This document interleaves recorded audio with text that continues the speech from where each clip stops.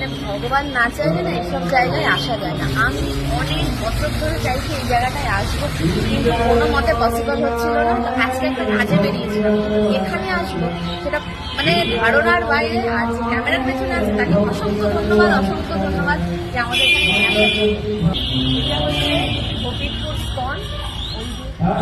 ওই camera allow আছে কিনা মনে হয় না, নেই ক্যামেরা অ্যালাউ। যাই হোক, যতটা দেখানো যায় আর